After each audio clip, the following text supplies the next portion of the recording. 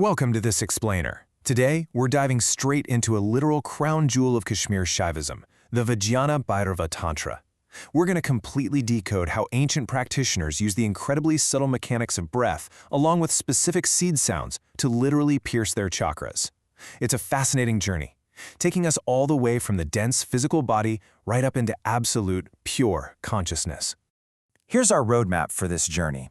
First, we'll ground ourselves in the Vigyan Bhairav Tantra itself. Then, we'll explore the ascent of the vital breath, followed by a detailed look at piercing the 12 centers. After that, we'll map out the journey of sacred sound, and finally, we'll arrive at universal pure consciousness. All right, let's jump right into part 1, the Vigyan Bhairav Tantra. This is truly a tantric masterpiece. So, in traditional Tantra, you have to understand that ultimate reality isn't just some abstract concept floating around up in the clouds. Not at all. It is a highly tangible, explorable landscape that's mapped directly within your own physiology. The energetic centers in your body, the chakras, form this central axis.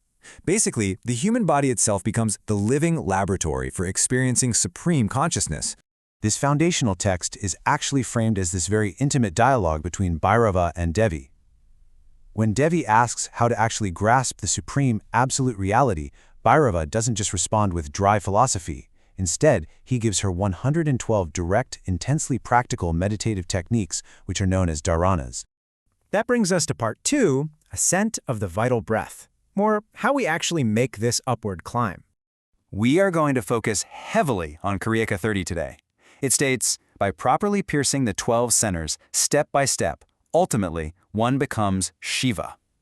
Now, traditional commentaries make it very clear that this isn't just about normal, everyday breathing. It's about utilizing the subtle, vital breath, specifically what's called the upward-moving Udana Prana.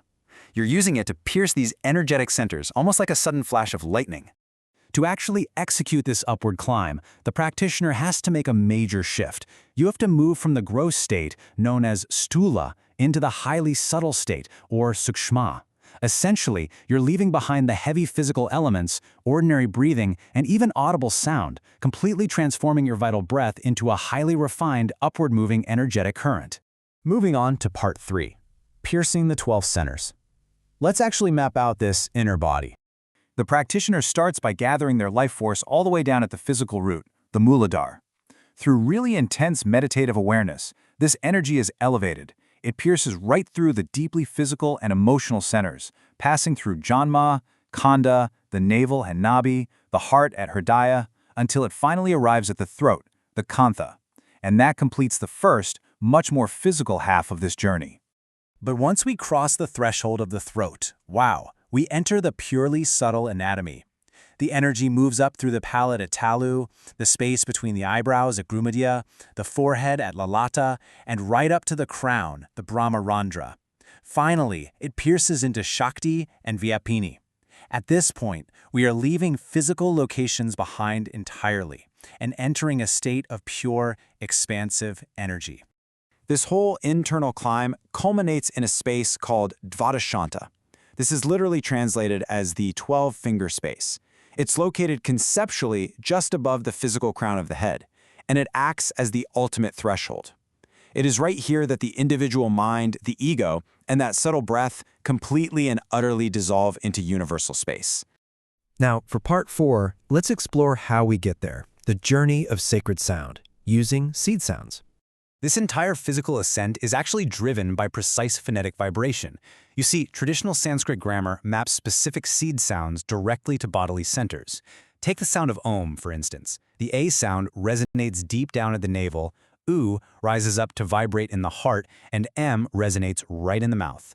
By engaging the exact mouth position and breath for these gross letters, the practitioner is physically pulling their awareness upward. But here's where it gets amazing.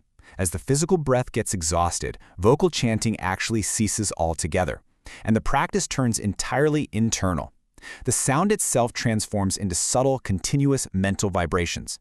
It becomes Bindu, which is a highly concentrated point of energy between the eyebrows, then it becomes Nada, an unbroken resonance vibrating inside the head, and finally Nadanta up at the crown. The sound is no longer spoken out loud, it is felt as this subtle electric pulse. So, what we're looking at is a continuous, completely unbroken flow. You begin by physically engaging your vocal cords with those gross letters. Then, as your energy rises, you start to experience these subtle mental vibrations in the higher centers.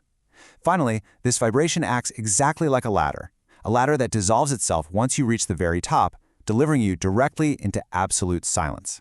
And that final destination is known as Shunya, the void.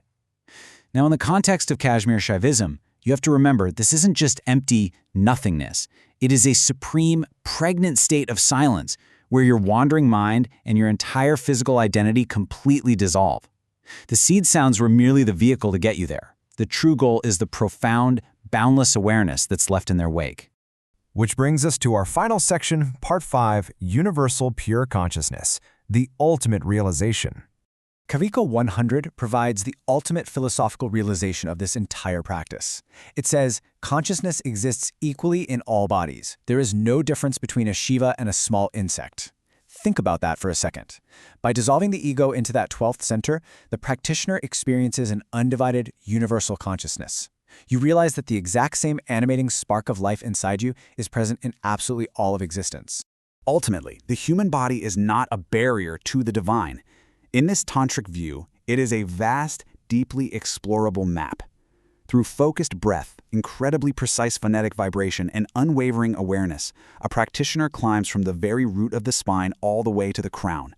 And in doing so, they discover that the macrocosm, the infinite universe, was actually hidden perfectly within their own microcosm all along.